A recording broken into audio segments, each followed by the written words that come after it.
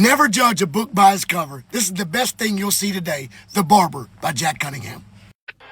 I called my barber, said, can you get me in? They said, yeah, come this afternoon.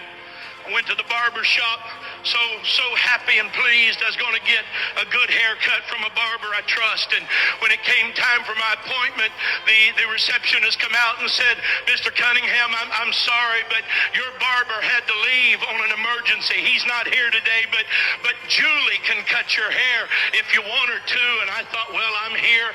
I need a haircut. Julie will be just fine. About 2 minutes later, a girl stepped around the petition. She had hair that was sticking straight up in spikes. Some of it was purple, some of it was blue, some of it was yellow, some of it was orange.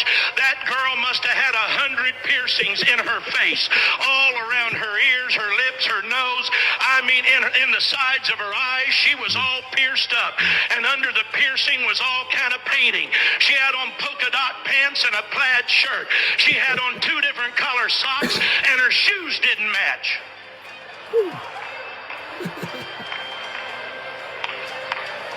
She said, I'm Julie. Are you Jack?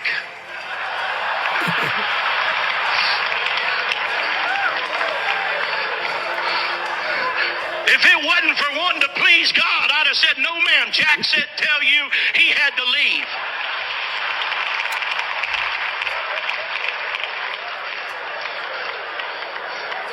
And I thought, well, I'll just endure it. And I went and sat down, and I did like I do too often. I thought I'll just go to sleep. I'll just sit down here and close my eyes and rest while this girl cuts my hair, and I hope she hurries up.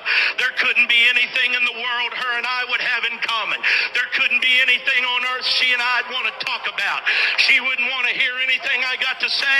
I certainly don't want to hear anything she's got to say. I apologize, but that's what was going through my mind.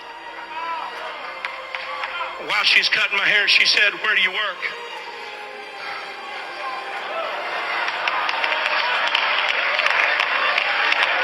So I work over here at the World Evangelism Center, go to the end of I-70 and right where it butts into 270, that big building right there. And she said, oh yeah, I was there the other day.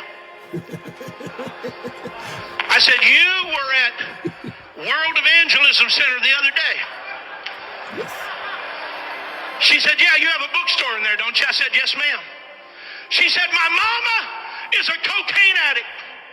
My uncle is a hopeless cocaine addict.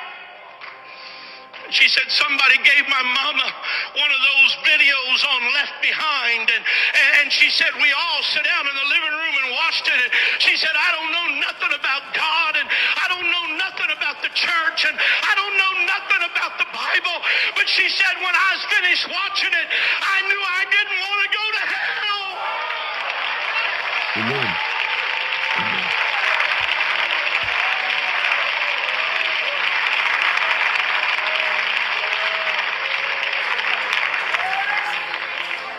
She said, I went to your bookstore and bought a Bible.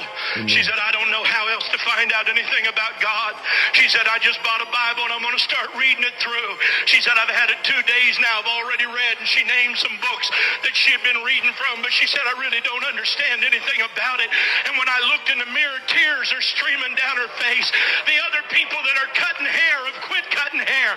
And now they're listening to her talk. And some of them got tears in their eyes. And when I got up out of that chair, I said, Julie, I want to apologize to you for not telling you about Jesus. I said, but if you'll stay here, I'm going to go to my office and get a Bible study. And me and you's going to sit out there on that park bench, and I'm going to give you a Bible study and help you know about Jesus.